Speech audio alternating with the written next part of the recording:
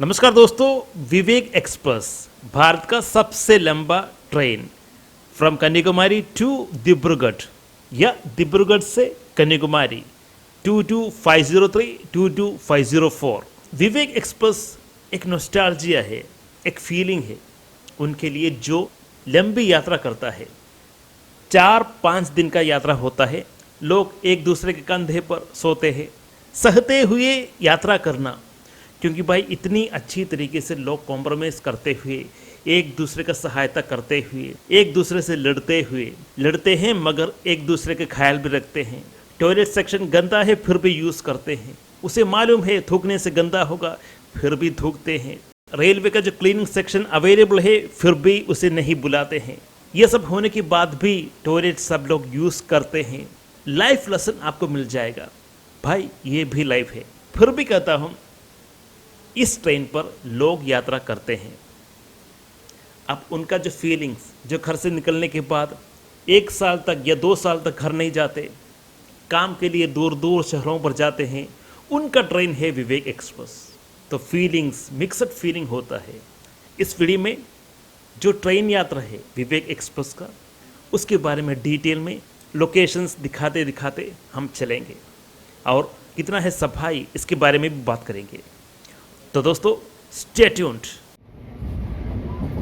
विवेक express एक ऐसा train जो स्टार्ट होता है भारत का जो साउथ पोर्शन का टिप माना जाता है कन्याकुमारी, यहाँ से शुरू होता है विवेक एक्सप्रेस। कहाँ तक जाता है? असम का डिब्रूगढ़ तक जाता है। 22503 यह है इसका नंबर। अगर 22504 है तो ये डिब्रूगढ़ से स्टार्ट होकर कन्याकुमारी तक जाता है। डिब्रूगढ़ है असम पर।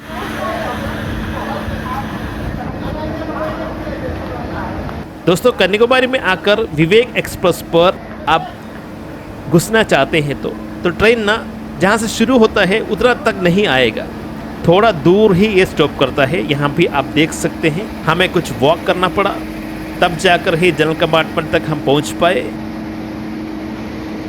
पहुँचने के बाद भी इतना भीड़ था कि कुछ लोग बहुत ही स्ट्रगल कर रहे थे चढ़ने के लिए। यहाँ पर जो को भी मैं बताना चाहता हूँ, आराम से चढ़िए, कोई भी प्रॉब्लम नहीं है। कुछ लोग हैं जो यहाँ पर सिर्फ कन्याकुमारी पर आते हैं, अन्य स्टेशन से ही आते हैं क्योंकि उसे सीट मिल सके। इसी कारण से लोग यहाँ पर कन्याकुमारी पर आते हैं सिर्फ चढ़ने के लिए। जनरल कंपार्टमेंट आपको 2 तरह का मिलेगा, जो ओल्डर वर्जन पुराना जो जनरल कंपार्टमेंट भी है, और नया जो अच्छा खासा सीटिंग वाला दीनदयाल उस कैटेगरी का भी जनरल कंपार्टमेंट मिलता है। इस वीडियो में हम जनरल कंपार्टमेंट पर यात्रा करेंगे और दिखाएंगे कैसा है इसका हाइजीन, किस तरह से लोग बर्ताव करते हैं। आप लोग कहाँ तक जा रहे हैं? किशनगंज। वो कहाँ पर, कौन सा स्टेट है? असम, बिहार। नाम क्या है आपका? मोहम्मद राम। कितना भीड़ है, क्या केरलाइट्स भी घुसते हैं क्या, इन सब के बारे में हम डिटेल में बात करेंगे। यहाँ पर आप देख सकते हैं कन्याकुमारी पर ये जो ट्रेन का सफाई अच्छा खासा किया गया है, बहुत ही बढ़िया तरीके से किया गया है। मतलब हम भारतीय रेल को कोई भी दोष नहीं कर सकते, मगर ये जिस तरह से स्टार्टिंग से है उस तरह से बाद में नहीं रहता, क्योंकि ये शिकायत है विवेक एक्सप्रेस को लेकर। जो को भी सवारी करते हैं इस ट्रेन पर, वो लोग इस ट्रेन को इतना गंदा कर देता है कि इसका जो बदबू दूर दूर तक आता है। कुछ लोग इसे पान पराग ट्रेन भी कहते हैं, मतलब थूकते हैं इसके अंदर। सफाई का कोई भी ख्याल नहीं रखते। जो यात्री है उसके बारे में बता रहा हूँ, ऐसे नहीं कि भारतीय रेल के बारे में बात कर रहा हूँ। भारतीय रेल बहुत ही अच्छी तरीके से स्टार्टिंग में इसे मेंटेन करता है, सफाई करता है, मगर जो यात्री है उससे भी जो आप सवारी कर रहे हैं ट्रेन, उसका ख्याल रखना चाहिए। हम एक डेमोक्रेसी पर रहते हैं, इसी कारण से दोनों का पार्टिसिपेंस होना चाहिए। दोनों मतलब सरकार और जो कोई भी यात्री है, दोनों को आपका जो ट्रेन को ख्याल रखना चाहिए।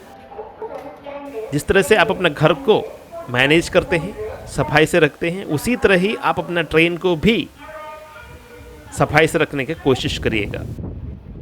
दोस्तों विवेक एक्सप्रेस पर कन्याकुमारी से यात्रा शुरू हो चुका है।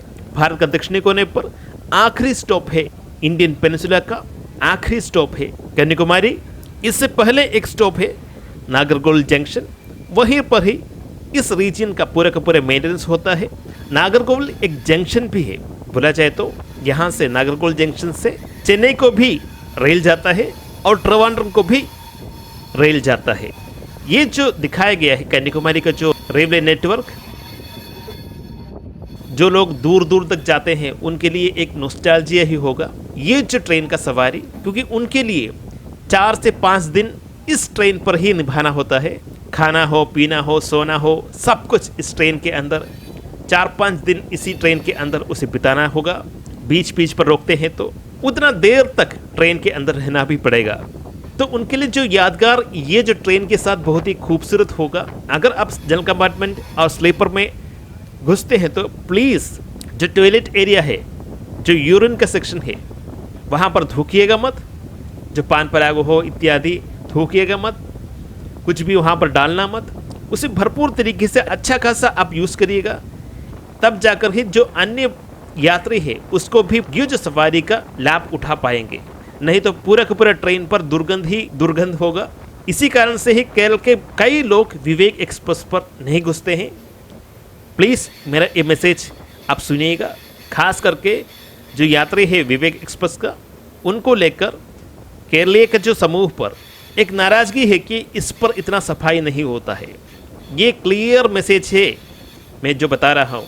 इसलिए जो कभी इस पर सवारी करते हैं सफाई का जो ख्याल भरपूर रखिएगा, क्योंकि यहाँ पर अब देखिए जहाँ से शुरू हुआ था ये जो ट्रेन अभी तक तो क्लीन है। अब आगे जाते जाते जाते इस ट्रेन का हालत इतना बुरा हो जाता है कि मैंने कई वीडियोस देखा हूँ भाई। जो मार्केट का जो यूरिन सेक्शन होता है, टॉयलेट एरिया होता है, उससे भी ज़्यादा बदबू ये जो ट्रेन के अंदर का जो यूरिन सेक्शन या टॉयलेट सेक्शन से आता है। इसलिए ये आपका भी रेपुटेशन का ख्याल है। अगर आप अच्छी तरह से इसे रखते हैं तो जो इमेज बना है विवेक एक्सप्रेस के प्रति उसे हम हटा सकते हैं, उसे हम बेहतर कर सकते हैं। मैंने बार बार जब भी कैमरा शूट करने के लिए ऐसे ही रखा तो जी हाँ, जो कभी पहले जो कंपार्टमेंट से थूकते थे वो मेरे कैमरे के ऊपर आया था। मैं बार बार मेरे कैमरे को पोंछा हूँ। ये जो थूक से क्या है पता नहीं, पान परा ही होगा। मेरा एडवाइस एक और है, ये जो ट्रेन पर अगर आप सवारी करते हैं तो प्लीज़ आप मास्क पहनकर ही इस ट्रेन के अंदर ज़्यादा से ज़्यादा टाइम बिताना चाहते हैं तो रुकिएगा। क्योंकि अगर आप मास्क नहीं पहनते हैं तो कुछ भी हो सकता है। इतना गंदगी बन जाता है इस ट्रेन के अंदर। अगर आप दूर दूर तक जाते हैं तो मास्क पहनिए। आप सफाई कर सकते हैं तो बढ़िया तरीके से करिए। रेलवे का भी संविधान है, अगर आप कॉल करते हैं तो आपका जो लैट्रिन एरिया है, यूरिन एरिया है, उसे क्लीन कर देगा। उसे आप भरपूर यूज़ करें। नागरकोइल जंक्शन इस रीजन का पूरे मेंटेनेंस होता है। जब आप यात्रा करते हैं उस टाइम पर भी आप बुलाकर ये जो ट्रेन को आप क्लीन करवा सकते हैं। वो आकर ऑन बोर्ड होता है, आपका ट्रेन पर ही होता है। वो आकर आपका जो कहीं पर भी हो ट्रेन का सेक्शन क्लीन करवा देगा, तो उसका भी आप लाभ उठा सकते हैं। एक अच्छा माहौल पर यात्रा करना एक डिफरेंट फीलिंग ही होता है और लोग इस पर जल्द ही जल्द सीट पकड़ना चाहते हैं। कुछ लोग दूसरों को सीट नहीं देना चाहते हैं। कुछ लोग है जल्दी सो जाते हैं। मैक्सिमम लोगों को बिठाने की कोशिश करिएगा, सीट दीजिएगा दूसरों को भी। अगर कोई भी बच्चा, बीवी या बुजुर्ग लोग है तो उसे भी सीट दीजिएगा। जी हाँ, सरकार से मैं यही कहूँगा कि अगर इतना यात्री है तो ट्रेन और बढ़ाइए और ट्रेन पर चढ़ते समय क्यू सिस्टम, क्यू होकर एक के बाद एक इस तरह से चढ़िएगा। गुंडागर्दी नहीं करिएगा। ट्रेन है, हर एक को यात्रा करना होता है। कोई कमज़ोर होता है, कोई बलवान होता है। इसका मतलब ये नहीं कि आप बलवान है तो दूसरों के ऊपर अत्याचार करें। इस तरह से नहीं करिएगा। विवेक एक्सप्रेस एक फीलिंग है, जो दूर यात्रा करते हैं उनका फीलिंग है। वो कुछ भी सहने के लिए तैयार है, कुछ भी सहते हुए ही इस ट्रेन पर यात्रा कर रहा है। उनके प्रति हमें संवेदनशील से अच्छी तरीके से बर्ताव भी करना चाहिए। और सरकार से मुझे यही कहना है, अगर आप कुछ भी देना चाहते हैं तो ज़्यादा फैसिलिटी दीजिए।